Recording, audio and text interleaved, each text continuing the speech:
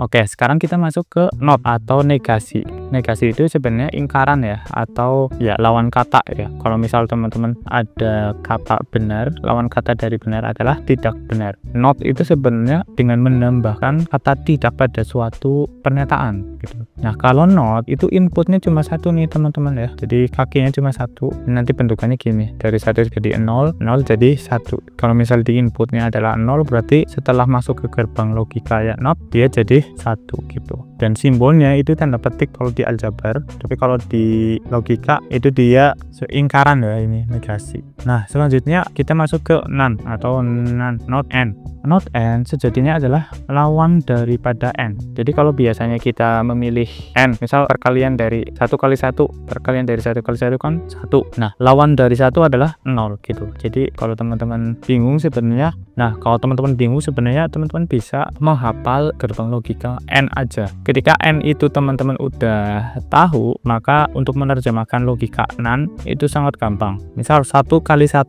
misal 1 dan 1 kan 1. Nan-nya berarti kan lawan dari 1 adalah 0. 1 dan 0, 0. Lawan dari 0, 1. Tuh. Jadi ini basically kebalikan daripada logika naan yang tadi ya. Bentukan daripada rangkaiannya itu sebenarnya gabungan antara logika atau bentuk daripada n ya. Ini kan n ya tadi ya, ditambah not gitu. Nah, ketika n dan not digabungkan itu jadi seperti ini teman-teman rangkaiannya itu. Ada lingkaran kecil ya di depan.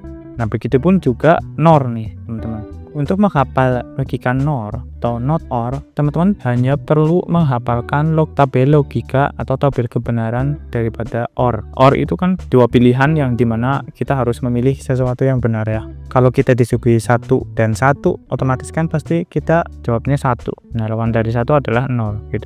Jadi teman-teman paham apa maksud saya yang tadi? Yang penting nor itu adalah kebalikan dari or. Nah, bentukannya itu seperti ini. Jadi yang tadi aslinya ada or, itu ditambahin satu lingkaran di depan untuk menjadikannya dia gerbang logika nor. Sekarang kita masuk ke XOR, dimana XOR ini sebenarnya terlihat cukup rumit ya. XOR itu sebenarnya gabungan antara AND, OR, dan NOT gitu ya.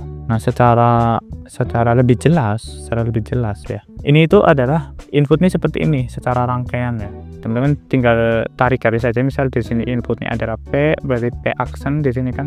P dia masuk ke gerbang N nih, berarti P dikali I aksen. P dikali Q aksen kan. Terus di sini P aksen kan dia masuk not, jadinya P-nya P aksen di sini. Terus dikali dengan Q, jadinya P aksen Q di sini kan. Nah, gabungan dari sini itu dijumlahkan teman-teman pakai logika OR di sini. Kemudian rangkaian yang gede ini itu diterjemahkan atau disederhanakan dengan rangkaian seperti ini gitu. Ini adalah rangkaian XOR ya. Nah, XOR ini sebenarnya kalau teman-teman ingin lihat itu dia seperti implikasi ya. Teman-teman cuma perlu ngelihat ada nggak yang kalau inputnya itu adalah sesuatu yang sama, maka outputnya adalah perbedaan dari input tersebut gitu. Misal di sini kan 1 ya, P dan Q-nya adalah 1, sama-sama 1, maka outputnya adalah 0 gitu. Dan kalau outputnya sama nih 0 dan 0, inputnya juga 0 gitu. Tapi ketika P dan Q-nya itu sesuatu yang berbeda, itu